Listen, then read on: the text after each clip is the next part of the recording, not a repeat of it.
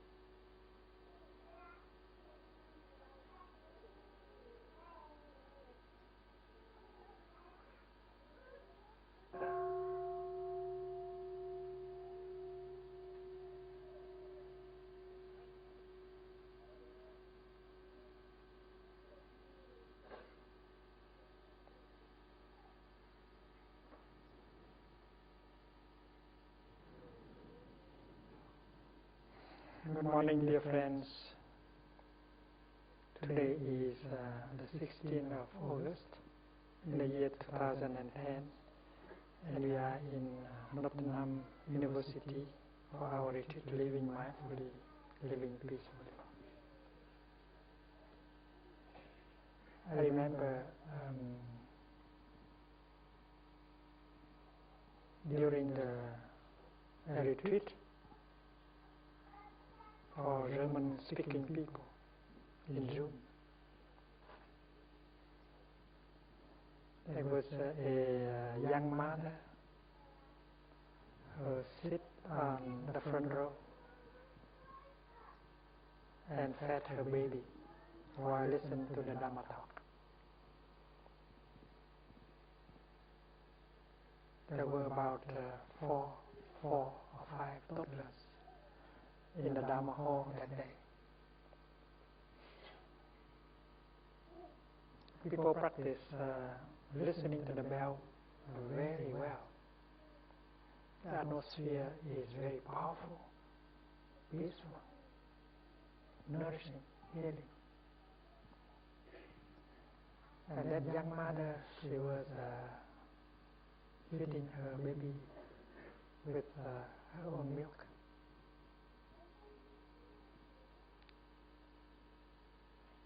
The baby did not understand the Dharma talk, of course. Thay gave the talk in English, and there was a translation in German. But they had a very clear impression that the babies, they did receive the Dharma at the same time. While the baby was taking in milk, mother milk, the peaceful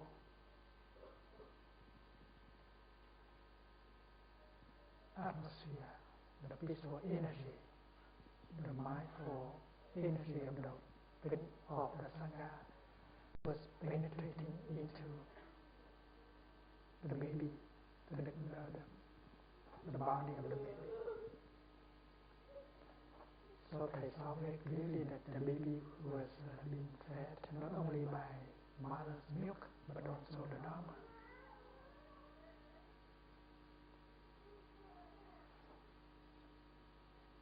When children come to a retreat, sometimes the Dharma talk is a little bit complicated, but they don't need to understand all. They need to understand 1 or 2%, that is good enough. What they can profit is the powerful, peaceful energy emitted by the Sangha. That's a good nourishment.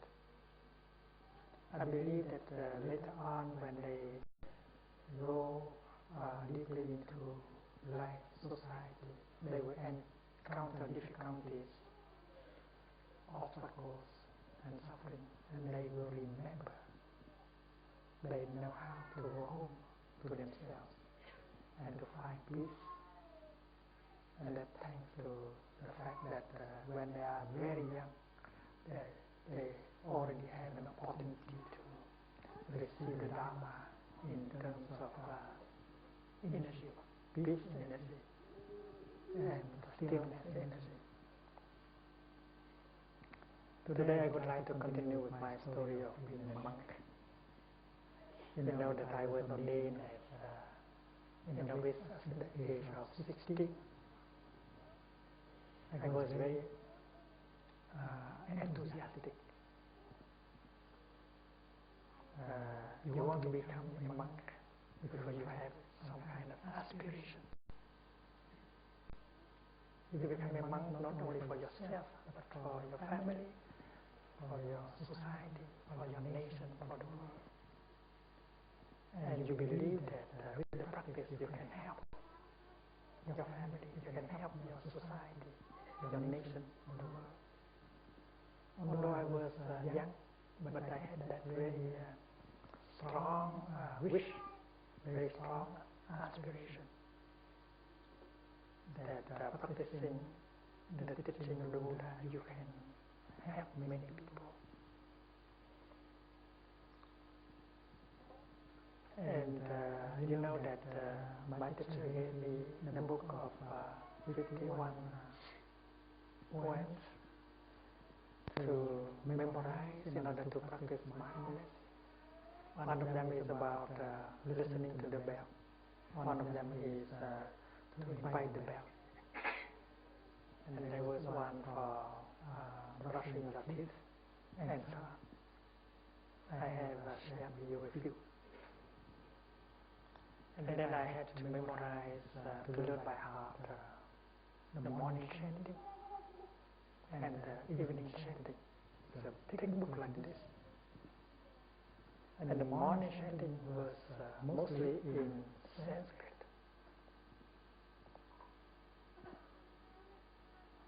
The Suragama Sutra mantra is all in Sanskrit.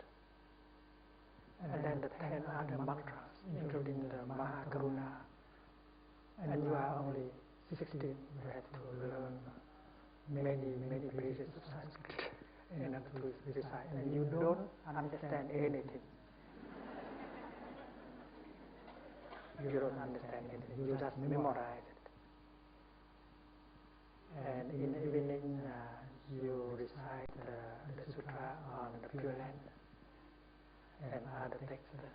And there is one text taken from the Avatamsaka Sutra, teaching you that the one can be found in the all, and the all can be found in the one. It's very difficult.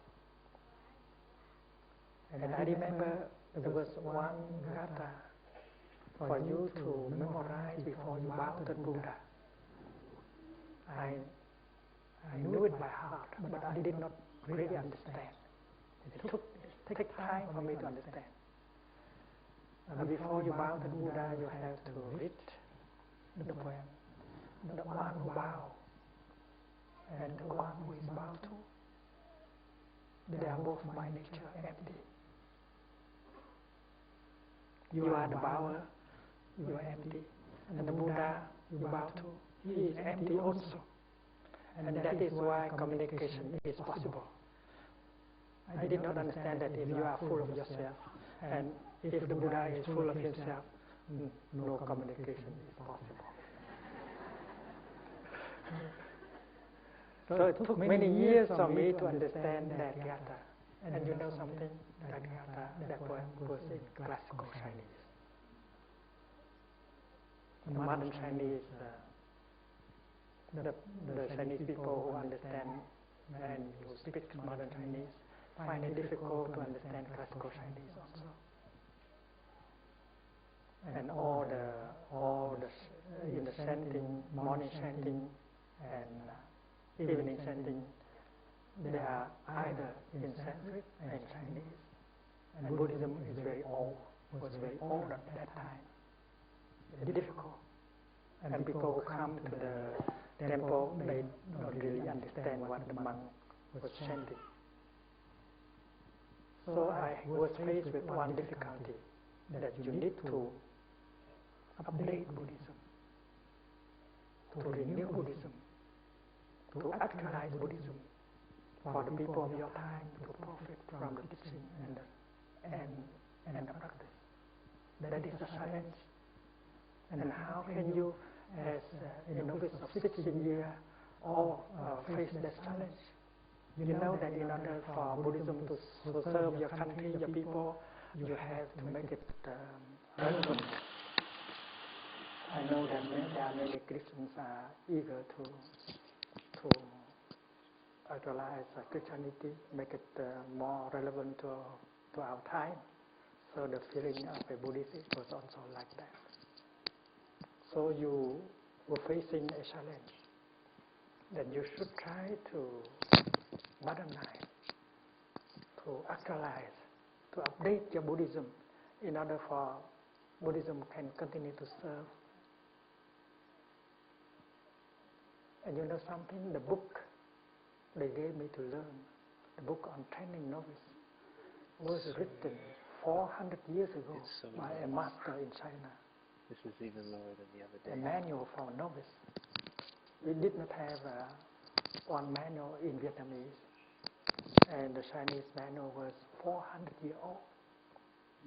So there is a real need to actualize Buddhism, to renew Buddhism for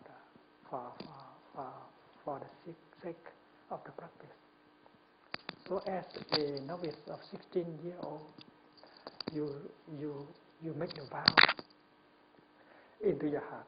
I vow to modernize Buddhism, to renew Buddhism, to make it relevant in the teaching and the practice. A big vow, big intention. And when you have a big intention, you are alive. You are very enthusiastic. You know how you use your time. And you know, I only spent 2 weeks and memorized all the Sanskrit and all the classical Chinese of the morning chanting and evening chanting. My teacher, my brothers in the Dharma, they were very impressed. Only 2 weeks.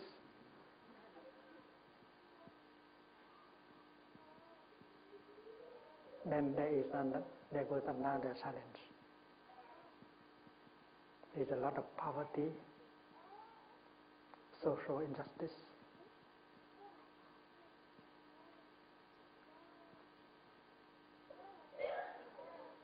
Dictatorship and things like that in the society. And the country was under French rule, occupation. So that is a challenge too. How to help the country, the people, not to suffer. How to help the nation to be independent. How to help the people to overcome poverty, social injustice, and dictatorship. That's quite a challenge. What a Buddhist practitioner can do in order to help all of that. And then the war started.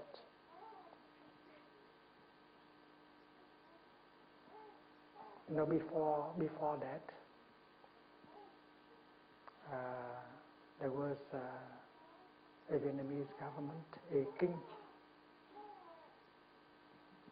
and his cabinet. But it was really the French governor who had the real power. Le gouverneur général, who had the power, and not the king. So the country, the people, the young people were faced with that kind of challenge.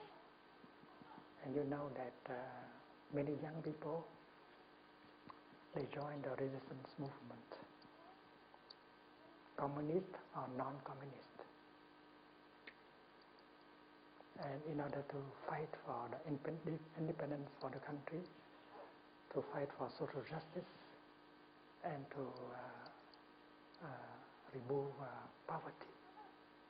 And the young people of my time, most of them wanted to join the resistance movement in order to fight for independence, justice, and so on. But Thay had the feeling that Buddhism can better serve with the spirit of non-violence. And later on he found out that many young people in their political parties had to do the things they did not want to do. You are motivated by a desire to serve your people. And yet when you are caught in the line of your party, you have to obey your party and you have to eliminate other people who do not belong to your party. So you are motivated by love, but you are forced to do violence to your own countrymen.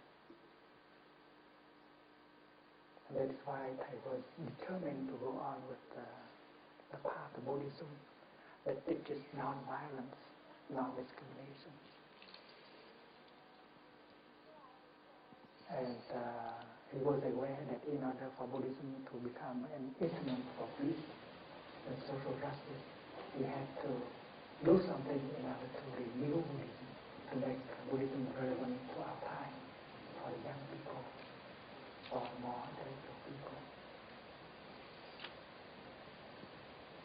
And people of Thay's generation, many of them died during their service, fighting for independence and fighting each other because there was division in the rank of resistance. There are many parties that do not agree with each other, and each believe their own ideology and party line. And why Buddhism advocates for harmony, non-violence. And they learned that in the past, Buddhism had been able to live peacefully with Confucianism and Taoism.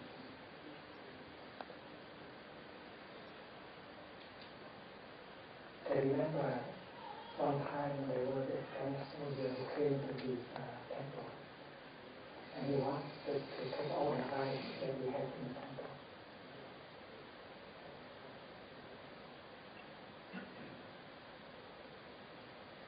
The French soldier was about 20 or 21. He was very keen. He was very proud. He might have been struck by malaria. And yet, he had to be there in order to kill or to be killed. And Vietnamese young people also had to be pushed in that situation where they had to kill or they had to be killed.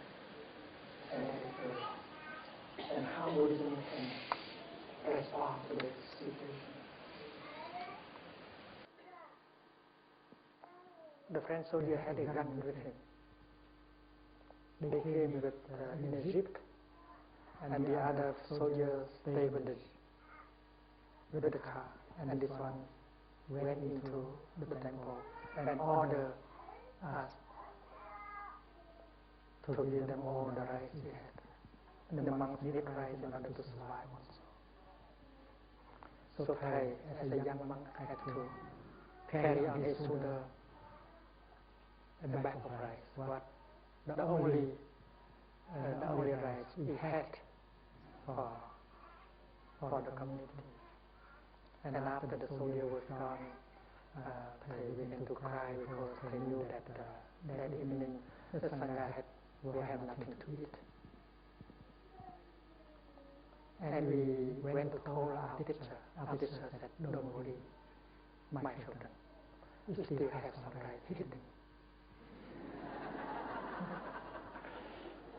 Maybe why you have to learn ways in order to survive. Before evacuating the temple, according to the order of the resistance movement, my teacher had ordered other monks to dig the ground in the garden. And they put a container in it, and they fill it fresh, carve it, and they put the soil on top, so that it looks like perhaps a garden. So that evening we unearthed the rice, and there was something for teachers and disciples to eat. And Thay lived like that in the situation of war and practiced Buddhism and tried to modernize, actualize Buddhism. And then he was sent to the Buddhist Institute.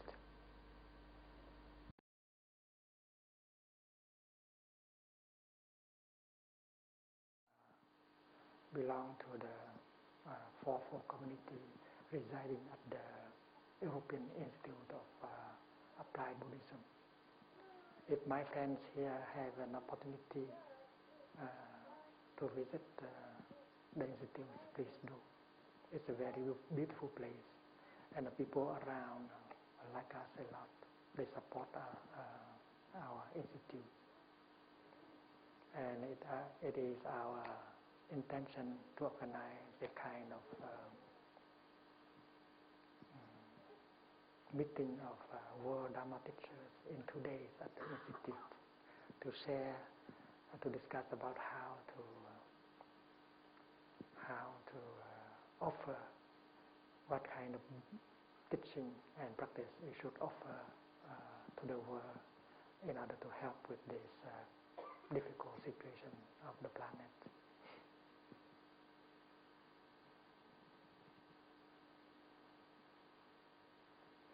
And then in the year 1966, when the war was intensified, Thay was sent by his colleagues to the West in order to call for help, ending the war in Vietnam. He did not want the war to continue. The warring parties did not want to stop. The communists and the anti-communist. On the side of the communists, there were Russia, the Soviet Union, and China. On the anti-communist side, there was the United States of America, and so on. So we were using foreign ideologies and foreign weapons in order to kill each other. That was what happened in our country. And we did not want to do that anymore. So Thay was sent by his colleagues to America, to Europe, in order to call for a cessation of hostility. And after that, Thay was not allowed to go home. And he has to spend 40 years in exile. And while being in exile, he continued with his work of updating Buddhism, teaching and practicing Buddhism in such a way that can respond to the real suffering of the people. And he has learned a lot in Vietnam. He has learned a lot in the West. Now his sangha, the sangha he has helped to set up is a little bit everywhere. When he left Vietnam, he was like a bee without a beehive. It's like a cell taken from the body. It's very dangerous. You cannot keep your practice, nourish your practice. Your practice will die without the sangha. It's like a bee without the beehive will dry up in a few days. But Thay did not dry up like a bee, as a bee. As soon as he arrived, he looked around to identify elements with which he can set up a sangha in the West. So with young people and others, he set up a session of practice and so on. And now we have the community of mindful living a little bit everywhere in many, many countries. And there are many communities of mindful living in England. You know, the first time I set foot on the land of England, I was very mindful. Because when Thay was a little boy, he dreamed one day that he will set his feet on the United Kingdom. He said that he will climb an apple tree and eat an apple right on the apple tree. Because in Vietnam, we had plenty of bananas and other fruits, but no apple at all. So he said that, well, if he comes to England, to France, the first thing he might do is to climb on an apple tree and eat an apple right up there. So the wish has been fulfilled. And in the winter of 1966, he stepped on the land of the United Kingdom from Denmark. He was having a speaking tour. He came to Norway, Denmark, and then England before he went to France. And he remembered that the first retreat here, organized for our British practitioners, doing walking meditation inside meditation, he always practiced. Here is England, England is here. Here is England, England is here. And so very happy walking on the soil of England. Because in Vietnam, there was a teacher who was asked about India, the original land of Buddhism. And the teacher said, here is India, India is here. So when they came to Great Britain, they practiced, here is England, England is here. And just yesterday, walking meditation, he used also that. So he's very happy. We have been able to update the teaching, to offer the kind of teaching that the young people can understand, and the practice that people can take up and transform their suffering and reconcile with each other. In Plum Village, as well as in many other places, we have organized, and our sangha a little bit everywhere have helped organize retreats. The first retreat was only 30 people, 40 people. But now we have retreats more than 1,000 people in North America, in Asia, in Europe. And many of us here have been in some of these retreats, and we know that transformation and healing always happen in our retreats. In the first 3 or 4 days, we allow the good seeds in us, the seed of compassion, understanding, forgiveness to be watered. And on the 5th day, we are able to use a loving speech and deep listening.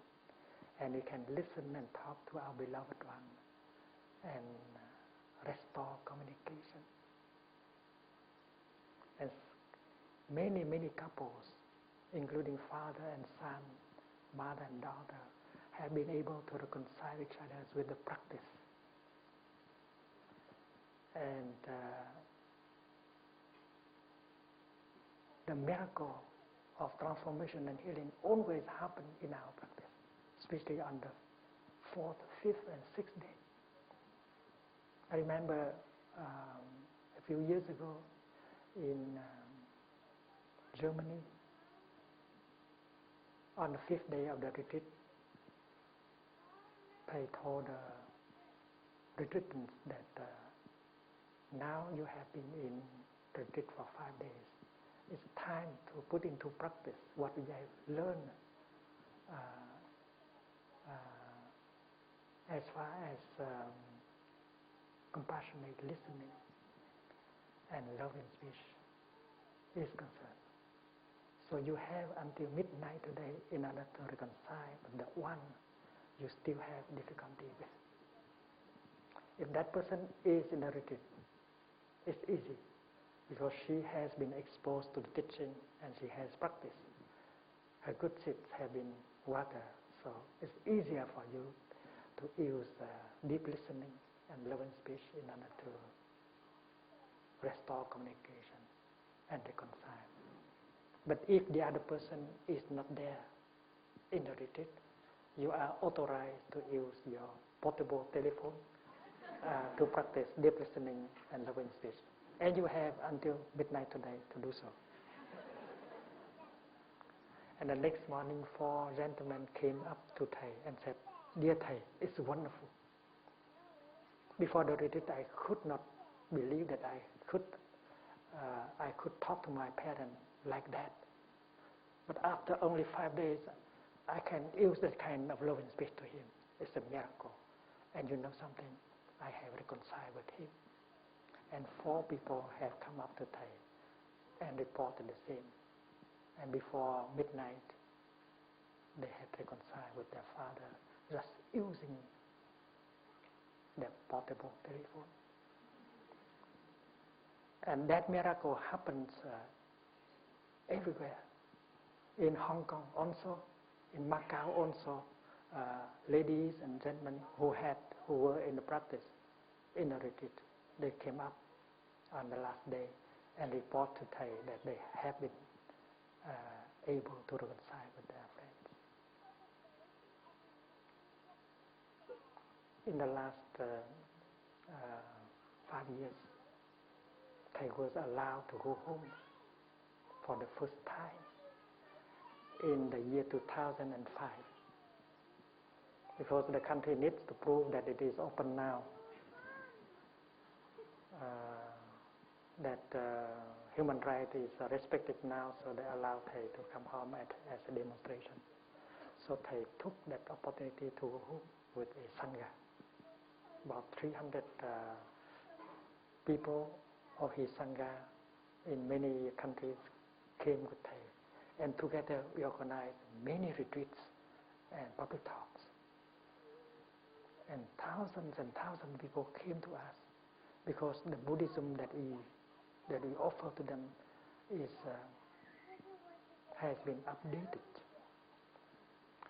So there was retreats attended by 5,000 young people.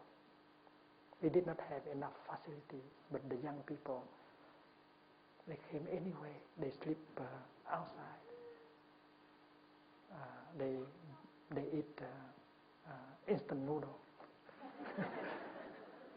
And they get transformation and healing. They reconcile with their parents. It was so wonderful. And in a space of 4 years, about 450 young people became monastics because they think that this is the best way to serve the country. When they join a retreat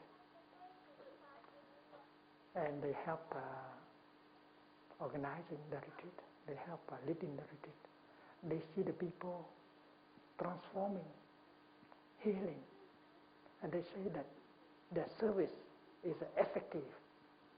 Although they have only ordained for 1 year and 2 years, and yet they can already serve. If they are a politician or economist, they are not sure that their work bear fruit. But as a monastic, right in the first year, second year of the practice, you can already serve and help. And that is why so many young people came and become monastic. And they help organize so many retreats in the country. And for the first time, young people, intellectual people came to our retreats in such a way that scare the communist government. And that's why last year they began to cut down and forbid us to continue.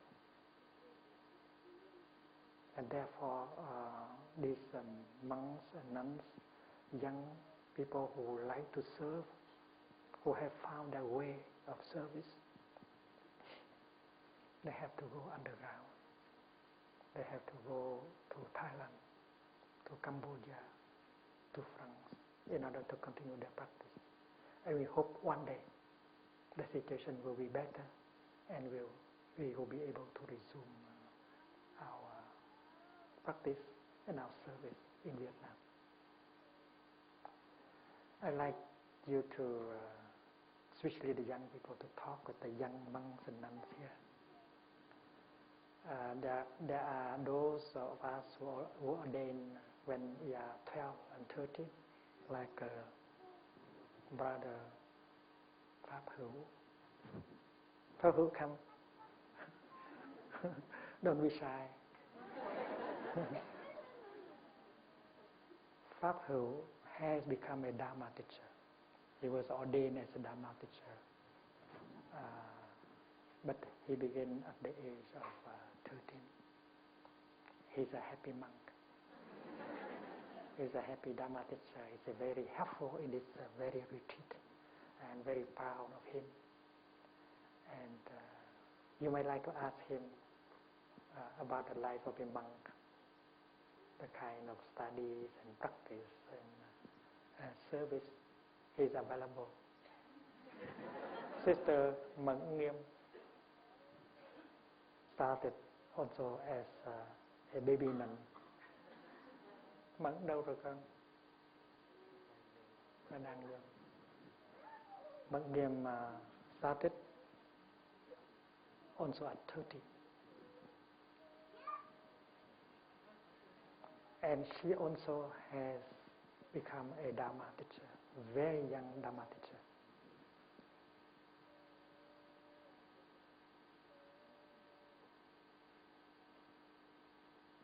Both speak English very well, so you can talk with them. Ask them questions about monastic life and so on. And there are other brothers and sisters who are young and who feel wonderful because they are able to do something for society, for the people. Pháp Nguyện, please come. Pháp Khải, please come. Pháp Biểu, Pháp Linh, Pháp Tiễn. Pháp Tiễn is the youngest. He can make rap music.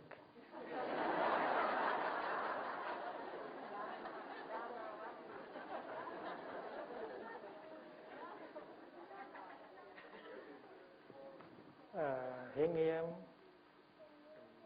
Châu Nghiêm, Tôn Nghiêm. Tôn Nghiêm is a French nun. When she was young, she wanted to be in the show business.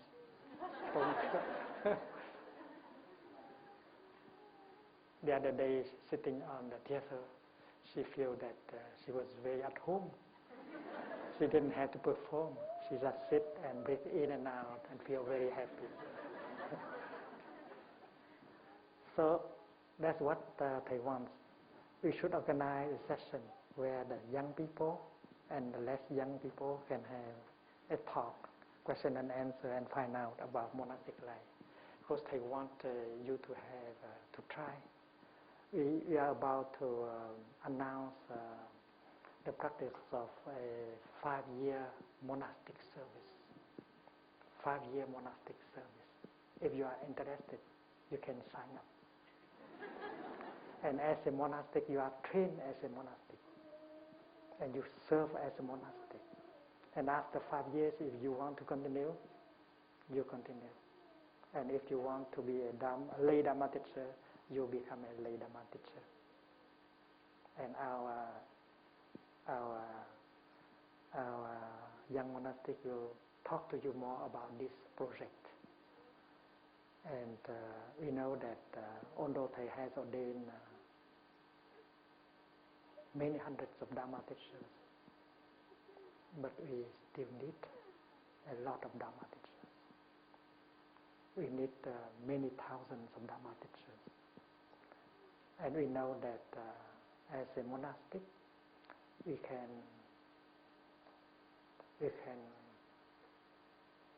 truly help even during the first year of training.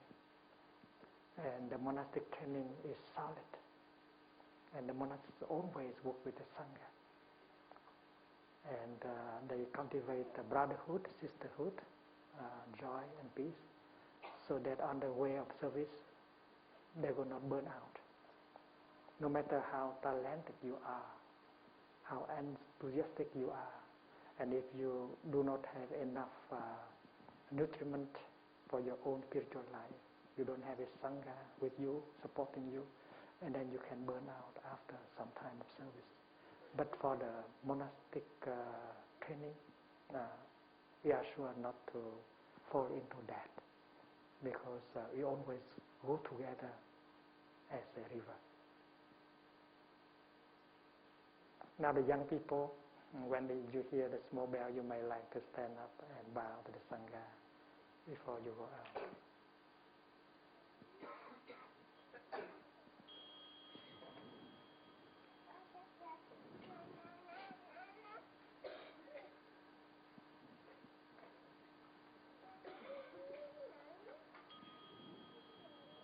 Have a good day.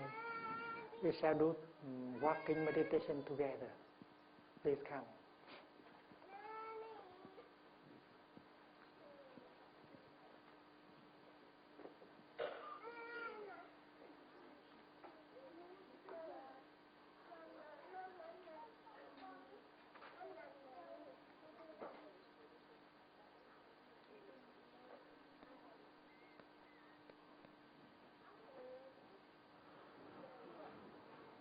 Shall we stand up and do some mindful movements before we sit down again?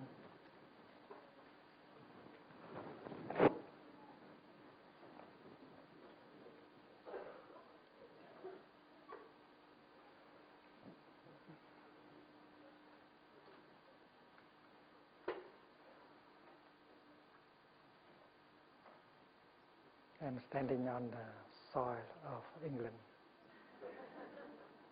well grounded.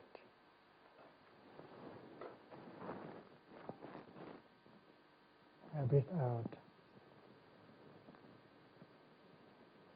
I breathe in. Out. In.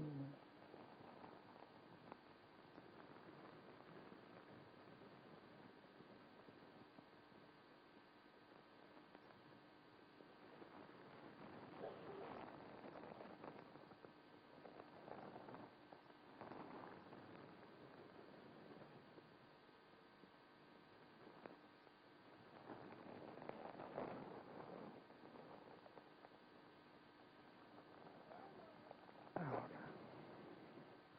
My hand on my hips. I make a V with my feet. My heels touch each other. I breathe in and I go up on my toes. I breathe out and I go down, smiling. In. Out. In. Out. In. Out. 2 more times, please.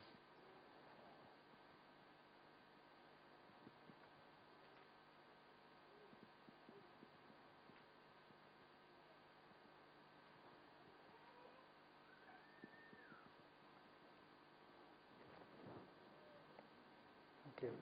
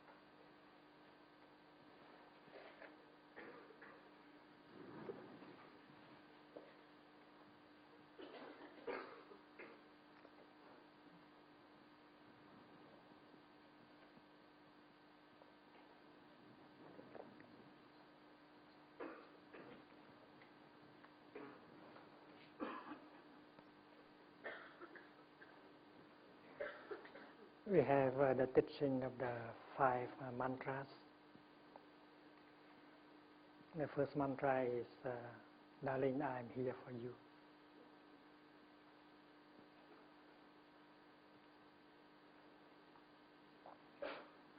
When you love someone, the best thing, the most precious thing you can offer him or her is your fresh, pleasant presence. You have to be present, to be there for him or for her. But you can improve your quality of presence. And that is possible with the practice of breathing mindfully and walking mindfully. Spend a few minutes mindful breathing, smiling. Spend a few minutes of mindful walking, and you restore your freshness, your sweetness. And in that state of being, you come to your beloved one and you say, darling, I'm here for you.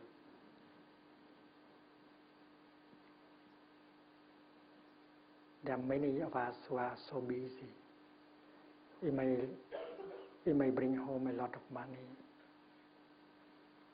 but we are caught with our business. We do not offer our beloved one our true presence. We are always absent. And money is not enough. You have to offer our presence. How can you love if you are not there? So my definition of love is to be there for your beloved one. And to be there is not too difficult. You just breathe in and bring your mind back to your body and forget about the past, the future, and your projects and the stock exchange. And you look into the eyes of your beloved one and you say, darling, you know, I'm available, I'm here for you. That's the best present, the best gift you can make. There was a young man who was asked by his father as what he wanted on his birthday. The young man did not want anything.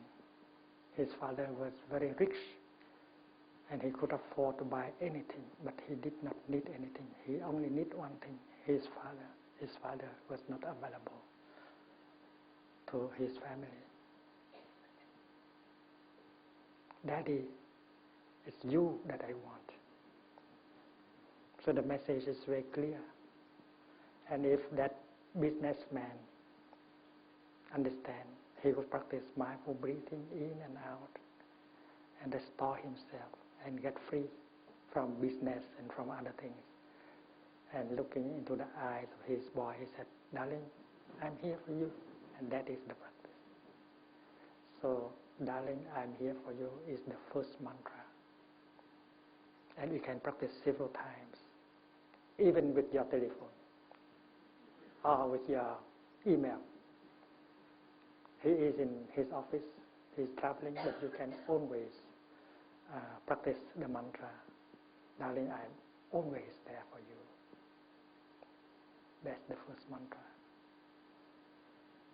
And the second mantra is, darling, I know you are there and I'm very happy.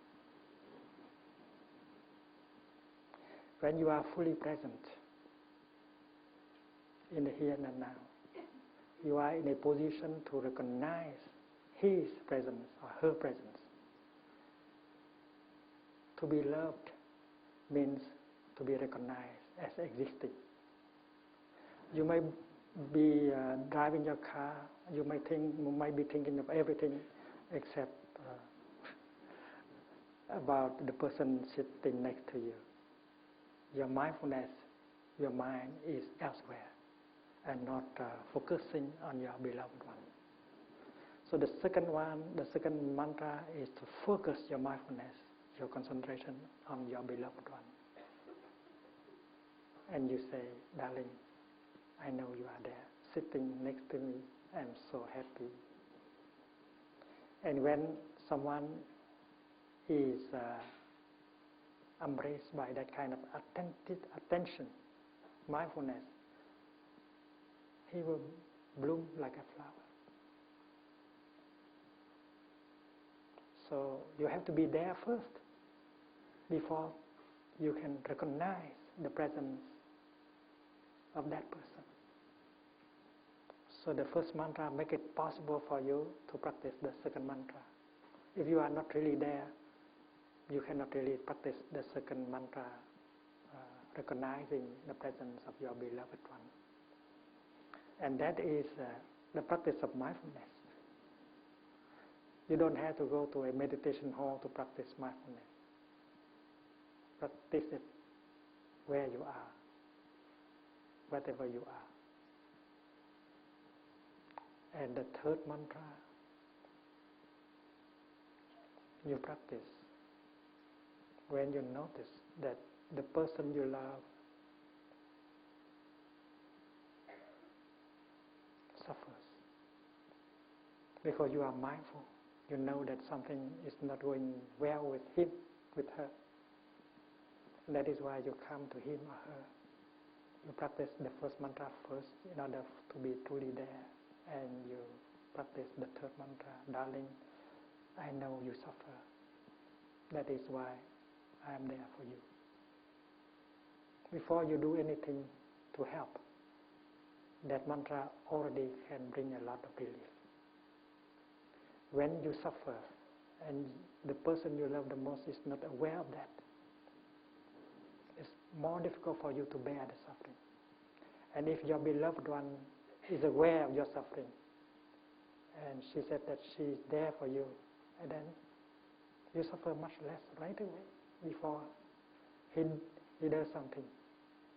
And that is why the third mantra is very effective, and right away, darling, I know you suffer. That is why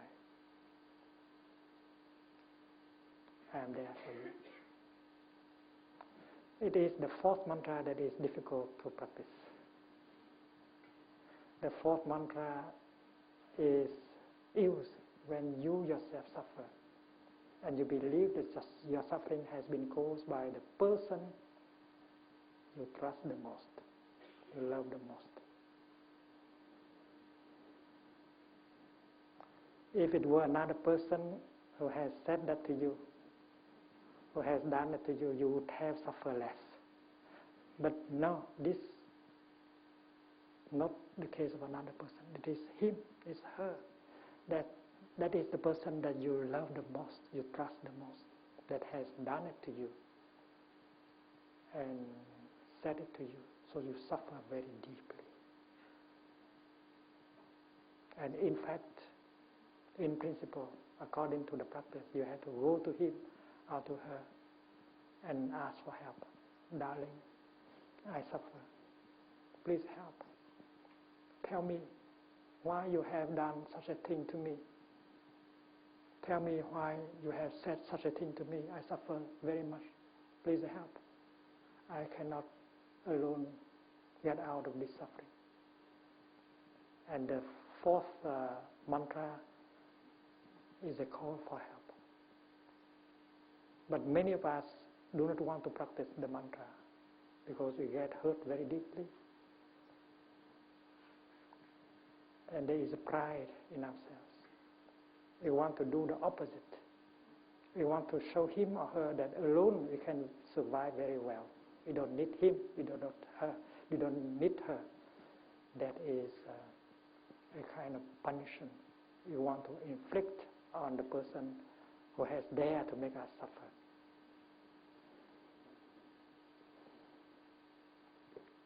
You prefer to go to your room and lock your room and cry and beat the pillow.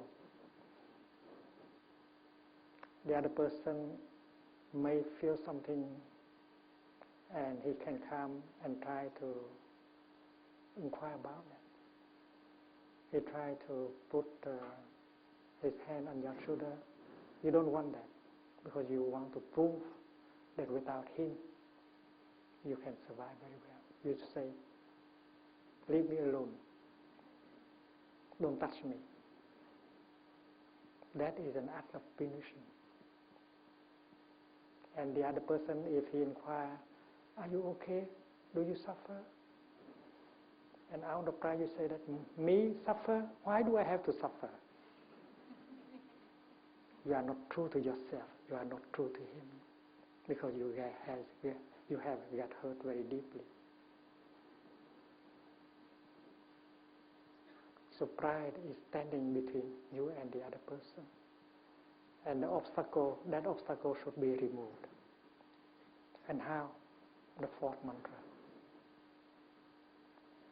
So the practice we recommend to our friends who come to Plum Village is a little piece of paper of the size of a credit card, and you write on it 3 sentences.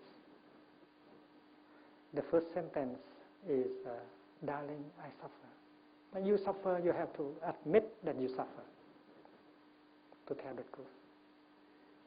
Darling, I suffer, and I want you to know it.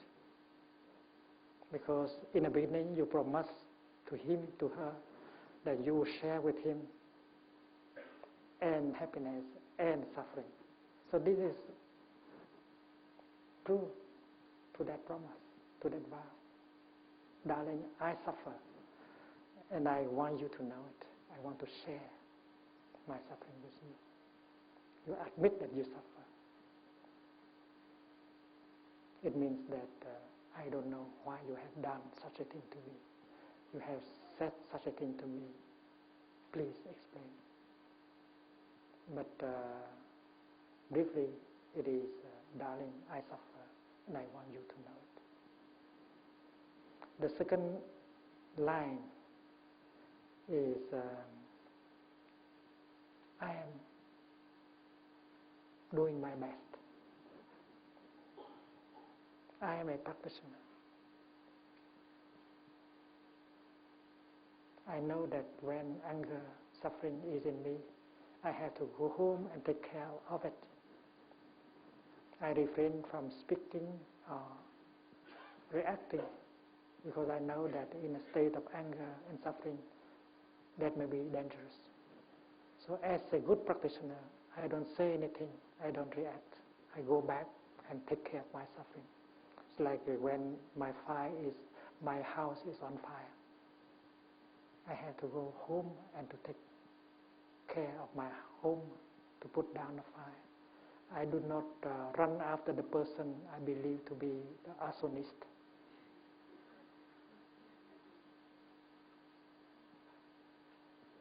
So you go home and take care with the way of mindful breathing, mindful walking, and look deeply to see whether your suffering has come from a wrong perception. Because if you are not calm, you are likely to become a victim of your wrong perceptions. In many cases, our suffering has come from our wrong perceptions. The other person may not have the intention to make us suffer by talking like that, by doing like that, but we take it as the intention to make us suffer. So our practice is to go home and look into the nature of our pain, our suffering, our hurt, to see whether it has come from a wrong perception. If we discover that it is a wrong perception that has given birth to that kind of suffering, we are liberated. But it may be we will not succeed alone.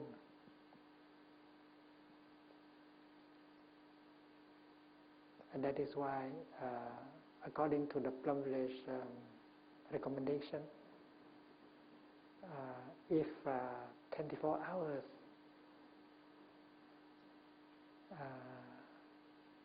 if in 24 hours you have not been able to get out of that state of mind, and then you have to call for help. It's not good for your health to keep it alone for you. So send her the message. Darling, I suffer, and I want you to know it. Darling, I'm doing my best. It means that I may succeed or I may not succeed. I'm a practitioner. I'm doing my best. And that second sentence is a kind of indirect invitation for the other person to do the same. He or she knows that you are a practitioner, that you are handling the suffering in you. He has respect for you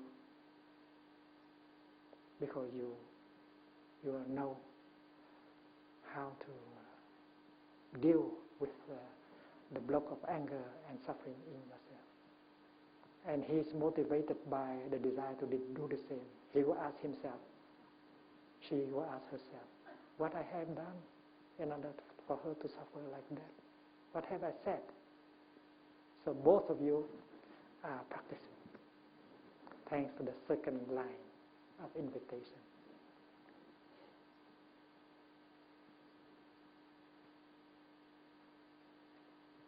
And according to the practice, you don't keep that suffering for yourself more than 24 hours. If you have not succeeded, and then you have to tell him, to tell her, to send him or her a message. The third sentence in the little card is, please help me. And if we can bring ourselves down to write down that sentence, we suffer less right away. Please help me. Because you can remove, by writing that down, you are able already to remove your pride. Before that, you don't want to do that. You don't want to ask for help. You want to punish. You want to prove to him or to her that alone you can survive very well. You don't need him. And that is the tragedy. We love and yet we want to punish.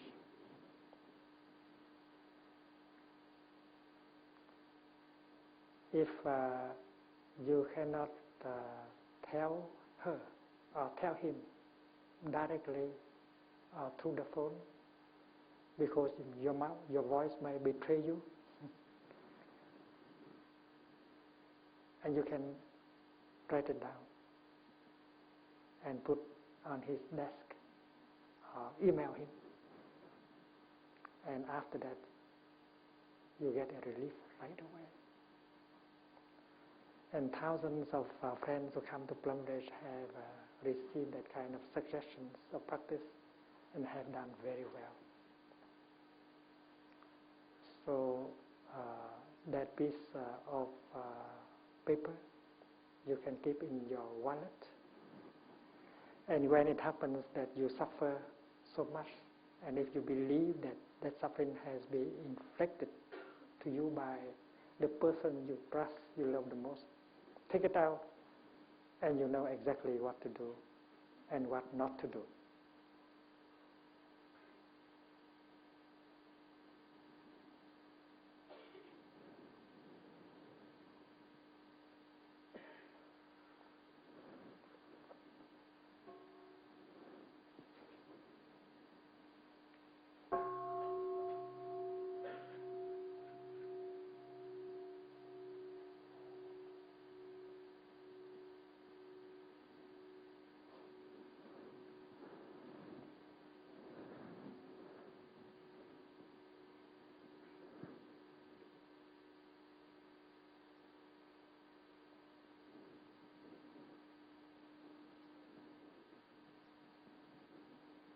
The Buddha proposed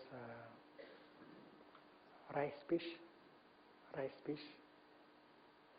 one element of the Noble Eightfold Path.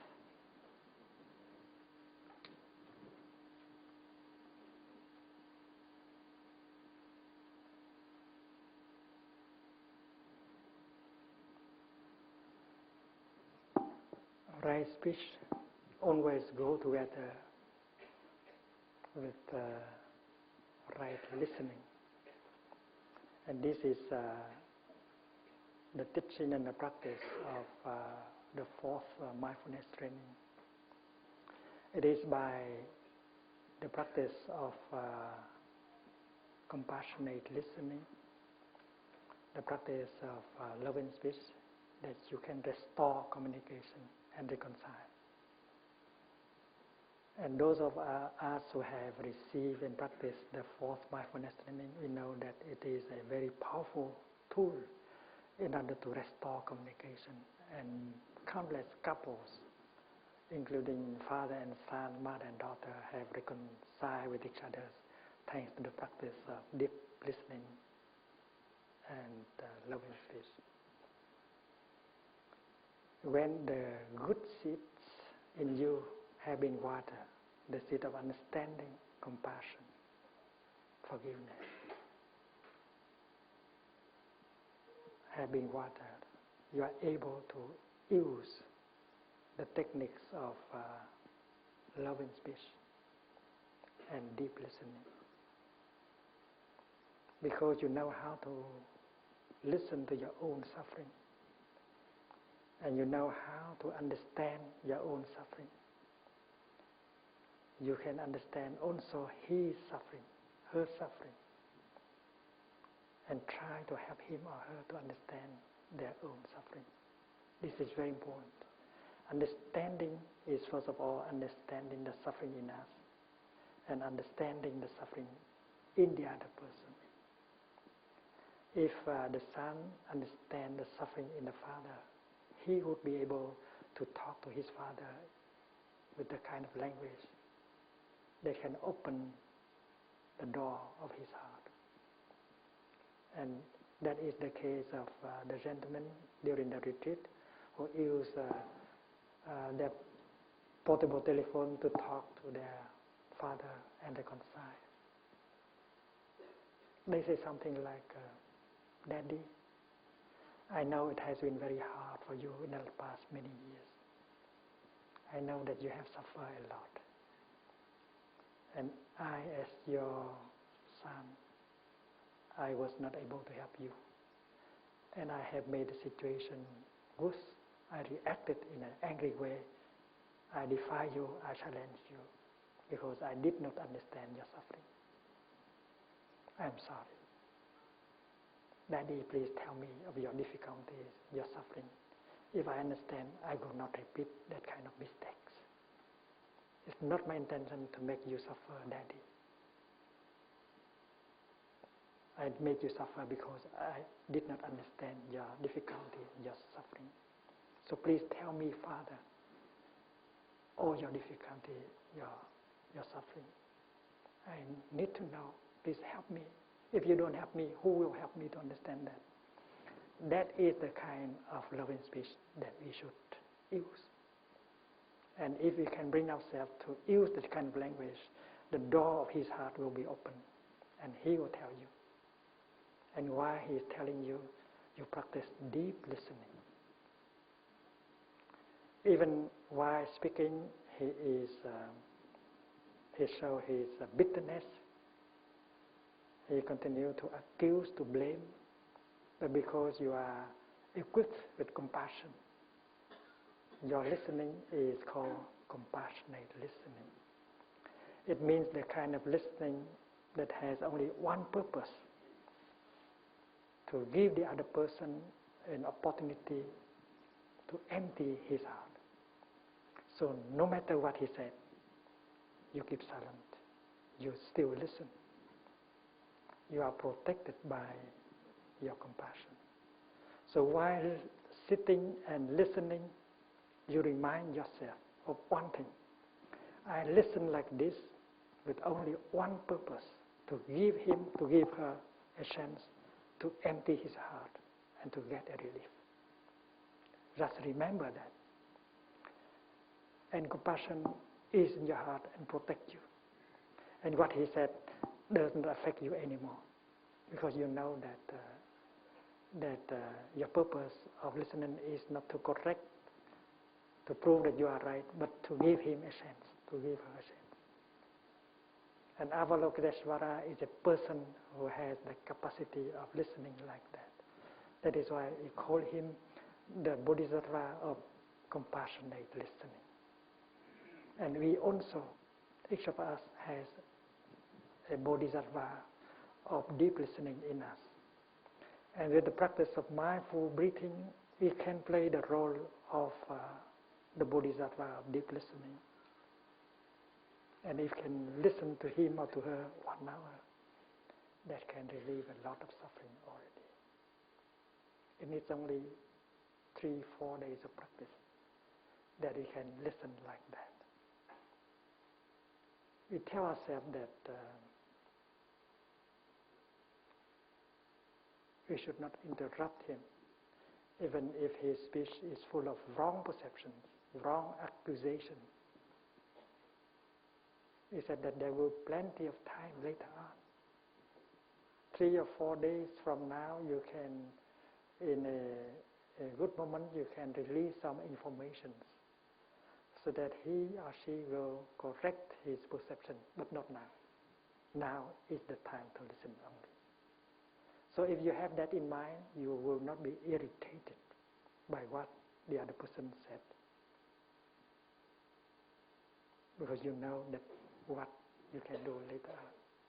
You just listening and do not interrupt the other person. And you listen with compassion. And the other person will feel that you are really listening. And because of that, he can empty his mind and get the relief that you give, that you offer to him. So the fourth mindfulness training is about listening deeply with compassion and using the kind of loving speech that can open the door of the heart of someone. And that is one of the 8 factors of the Noble Path recommended by the Buddha. Right speech. Before right speech, you have right thinking.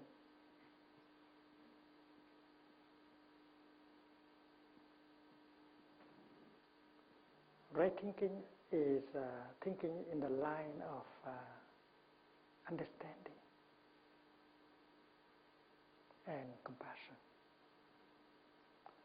And we know understanding here, first of all, is understanding of the suffering. If we understand our own suffering, we suffer less right away.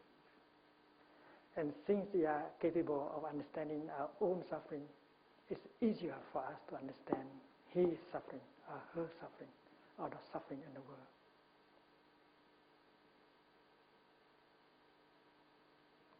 And right thinking is also the thinking in the direction of non-discrimination, non-separation.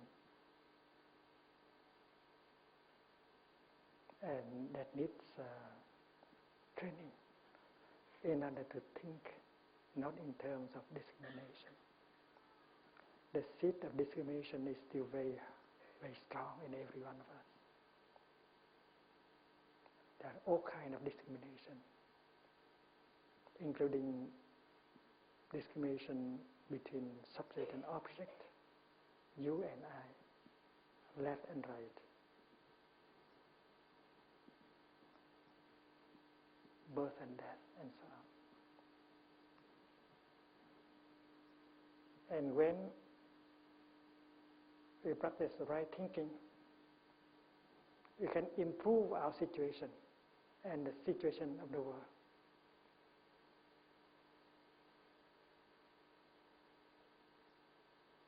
To produce a thought that is already action. In Buddhism, thinking is already action, and that is the basic action, not physical action. And you can destroy the world by thinking. If you think in terms of hate, despair, discrimination, you destroy yourself, you destroy the world. That is why right thinking is the path of liberation, of healing. When you are able to produce a thought of compassion, forgiveness, understanding, that thought right away begins the work of healing in your body, in your mind. And it begins to heal the world right away. And a good practitioner should be able to produce many thoughts in the line of right thinking.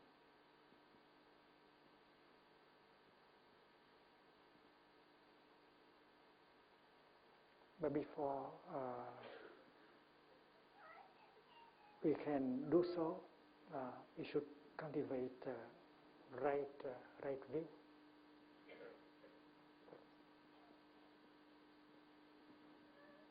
Right view is the kind of insight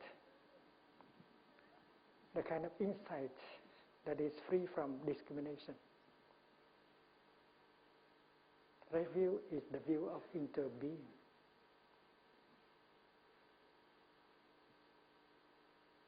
You cannot be by yourself alone.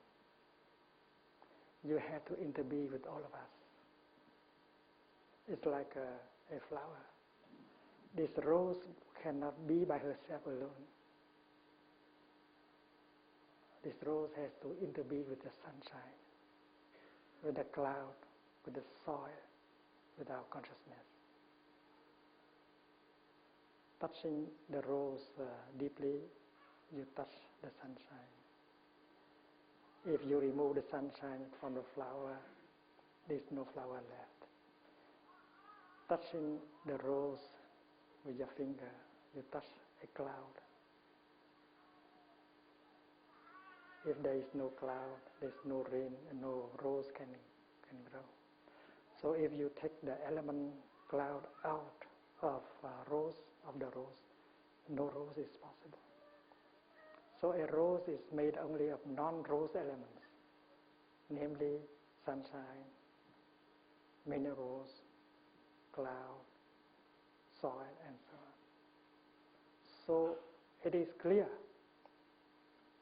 at least intellectually, that a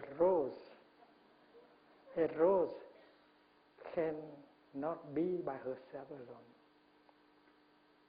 She has to interbe with the whole cosmos. And that insight is the insight of interbeing. And when we practice looking deeply with concentration and insight,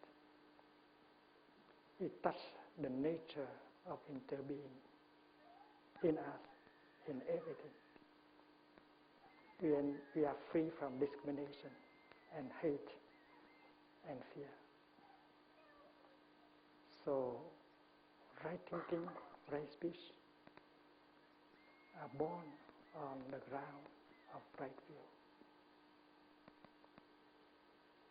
In the light of right view,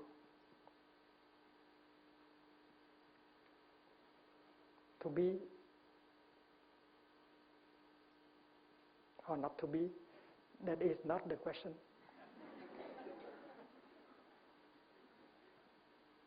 The question is whether you can touch the nature of interbeing.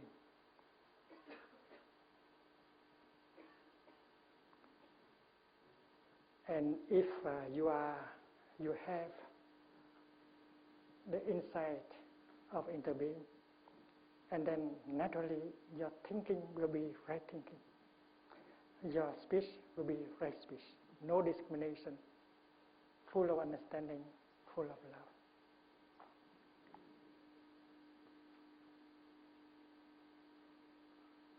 And the fourth element of the path is right action. Action here means physical action. Whatever you do with your body that has the power to heal, to save, to protect, to support is right action. What you do that has the power to destroy, to kill, to pollute. That's not right action. And with the right view, with the insight of interbeing, you are no longer capable to do wrong action, because of so much understanding and compassion in you that you will never do something that can destroy yourself, destroy the world. Eating, for instance, is action.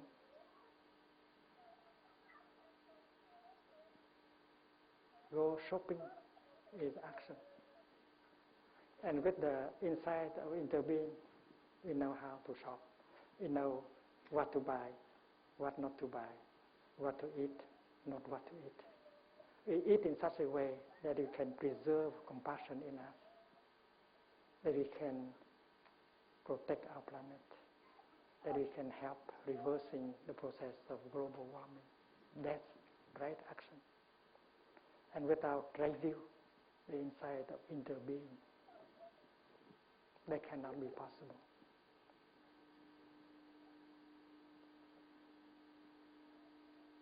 The next element of the path is a right livelihood.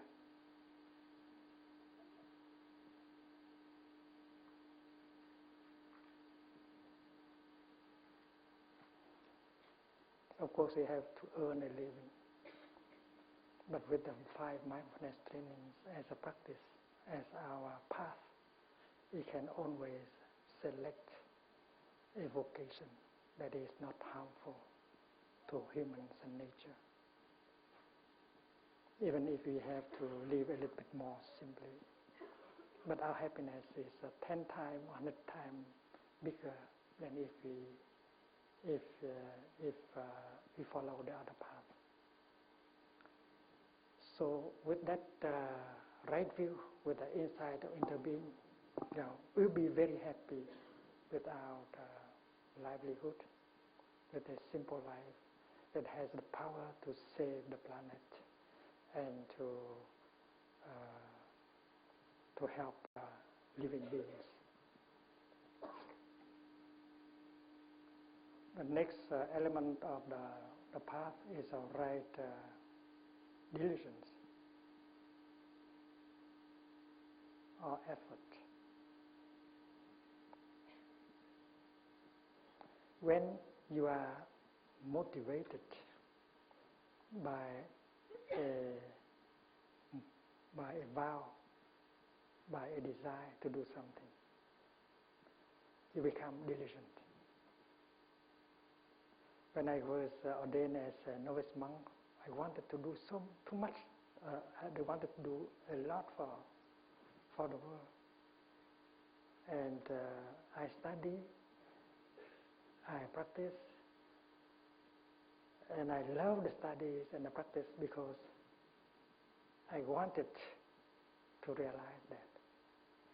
So the studies and practice bring you joy. And that is true diligence. True diligence in the Buddhist teaching is very clear. Many people work very hard and they destroy their health and they destroy the health of the world. They may succeed in getting some fame and power, and that is not true diligence. True diligence in Buddhism is very clear. If we understand the practice of watering the seeds within us, remember, store consciousness is down here, and mind consciousness is up here. The first part of practice of true diligence is that the unwholesome seed, we should allow it to sleep quietly down there. Don't give them a chance. Don't water that seed so that it will manifest up here. And don't let other people water it. So if you are in a relationship, you tell your partner, darling, if you love me, if you really care for me, don't touch, don't water the seed of anger, jealousy, despair in me. If you do, I will suffer. And if I suffer, there's no way that you can be happy.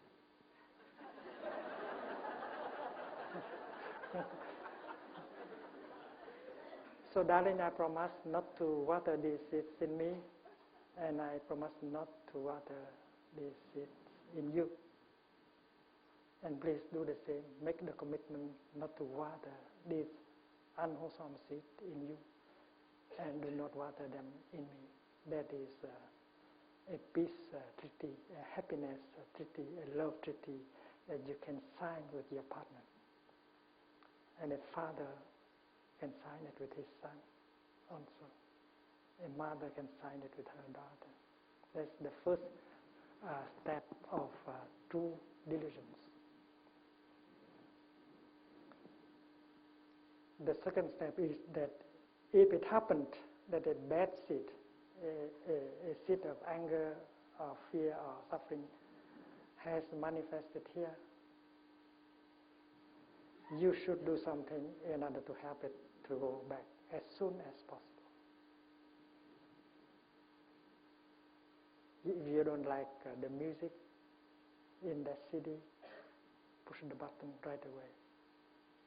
Don't force yourself to listen to it, and change the CD.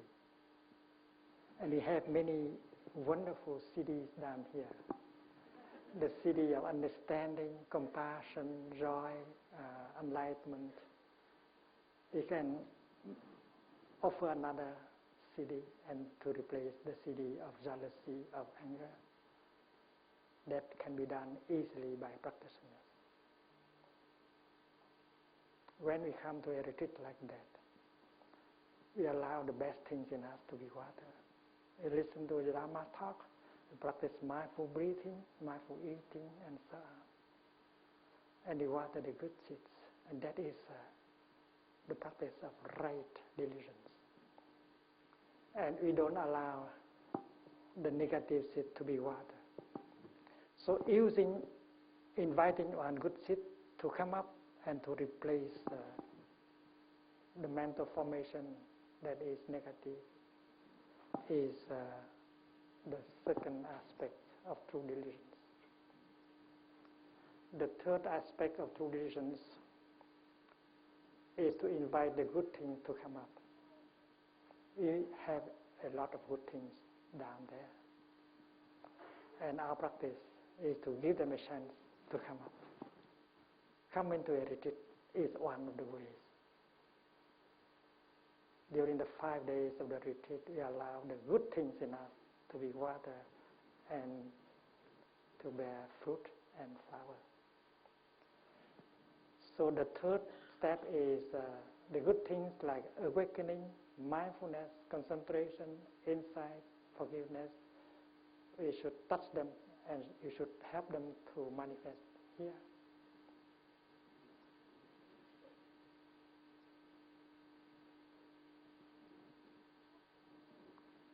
And the fourth step is that once the good seed has manifested up here, try to keep it up there as long as possible. It's like when a friend visiting you, you try to keep him, to keep her with you for a long time. When a good seed is manifested up here, and if you know to entertain that mental formation for a long time, down here it continues to grow into a more important seed. And we have the seed of mindfulness, concentration, insight, forgiveness, joy, peace, compassion. And that is the teaching of the Buddha about right diligence.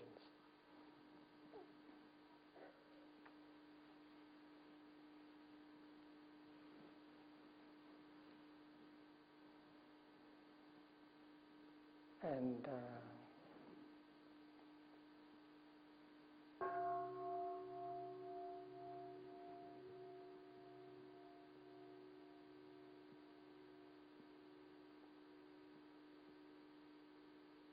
seventh element of the path is right mindfulness. Mindfulness. This is the Chinese writing of mindfulness. It is comprised of two parts. The upper part is Kim. It means the present moment. And the part below, the lower part, it means mind. So mindfulness is to bring your mind back to the present moment, in order for you to know what is happening in the present moment. And we have talked in the last 3 days about mindfulness, so we don't have to say more today. And concentration, right concentration.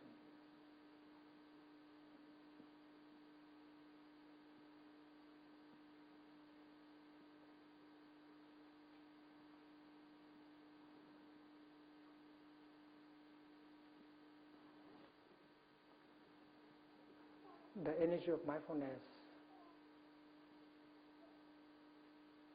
carries it in herself the energy of concentration. The more you are mindful, the more concentrated you become. Concentration is always concentration on something.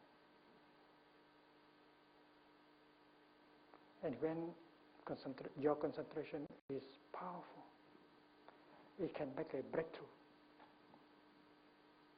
And you get an insight. And that insight will liberate you from your fear, your anger, your discrimination, your afflictions. And tomorrow we will speak about right concentration. And instead of having a question and answer tomorrow, we postpone until tomorrow, so that tomorrow we can learn more about right concentration. And the Buddha proposed to us this path. It's called the Noble Path, the Noble Eightfold Path. And the 8 things go together. And we know that right view, or the insight of interbeing, if we are able to cultivate it, and then they will serve as the ground for right thinking, right speech, right action, right livelihood, and right decisions. And these practices are to put an end to the suffering, to transform our suffering and the suffering of the world. And the way to practice to get the insight of interbeing is the practice of mindfulness and concentration. And there are those of us who will receive the 5 mindfulness trainings on the morning of the last day of our retreat. We know that the 5 trainings are not commandments made by someone else, but it's a concrete practice of mindfulness. The 5 trainings can be said to be the practice of true love. Every training is expressing true love, love for oneself and love for all species. And the 5 trainings reflect the teaching of the Buddha on the Noble Eightfold Path. And right in the first training, we know that we should practice looking deeply in order to get rid of our intolerance, fanaticism, discrimination. And with that kind of right view, we can practice protecting life, reconcile, and heal ourselves and the world.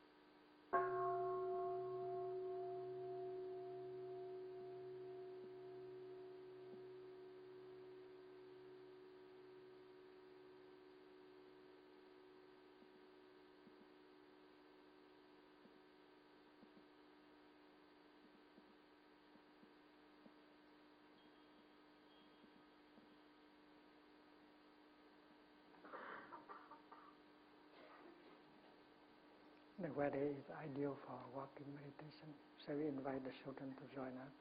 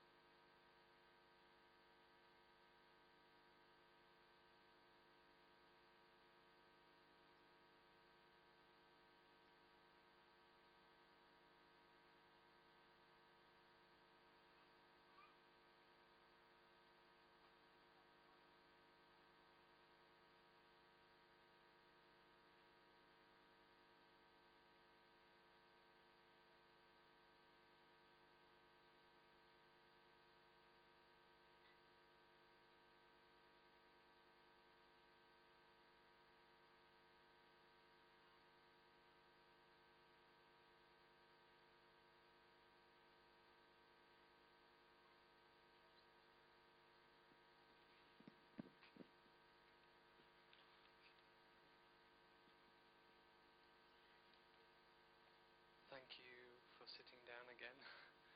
We have some announcements before we gather for the beautiful walk with the children outside.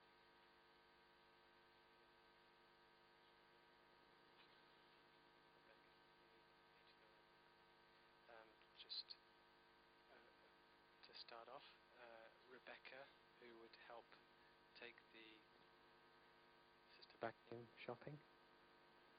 Could you meet with Sister Bhakti here? Rebecca.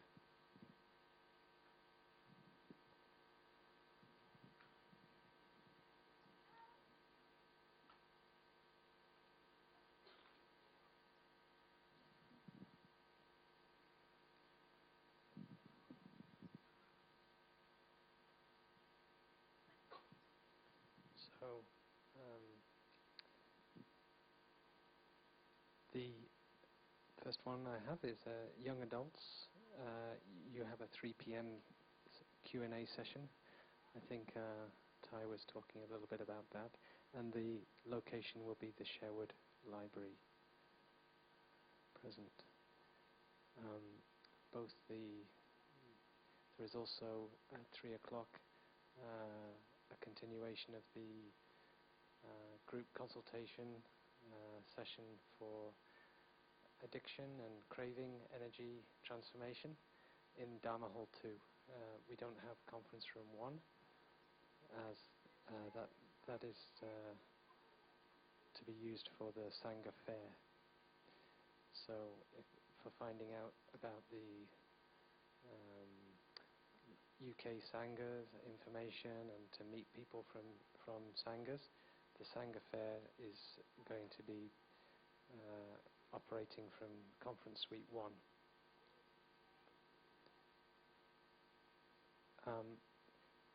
There was some confusion about, this might not apply to many people hopefully, but there was a notice about pacemakers, and we've been told by the EMCC conference people that the induction loops are actually safe.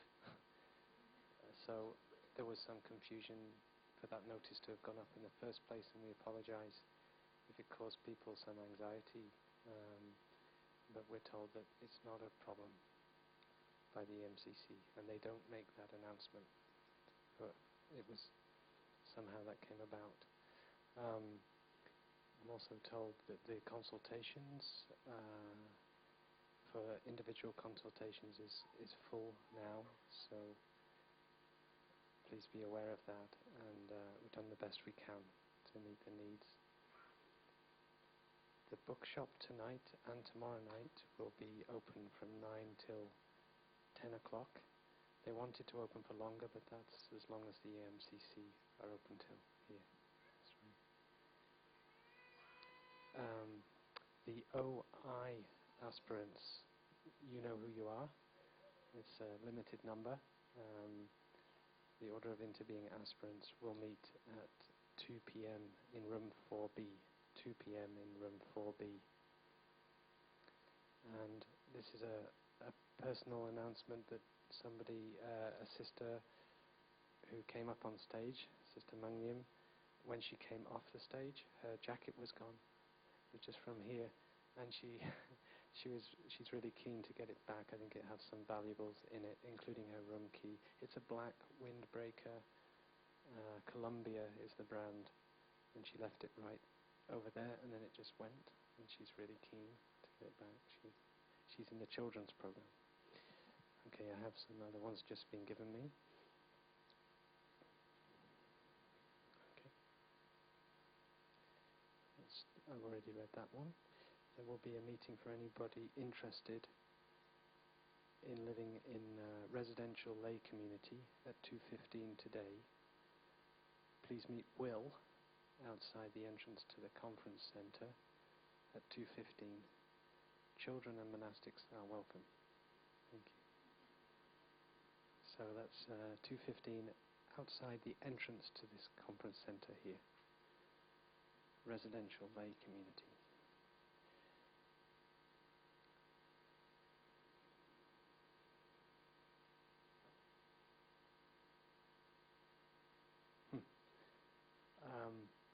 So I've got an announcement saying that we are still expecting Central TV to film the walking meditation today, but they may or may not turn up. You know, the media is fickle. Well, why did I get this? You gave me. Okay, so it may happen tomorrow. So.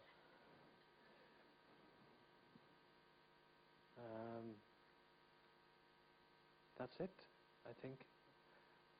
Thank you very much, and enjoy the walking. There is another. Sorry, Dean. Terribly sorry. Dean also has an announcement about membership of the OI.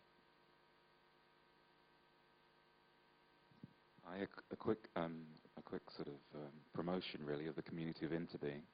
The community of interbeing is the national charity, which is part of the wider international community, which practices mindfulness in the tradition of Thay.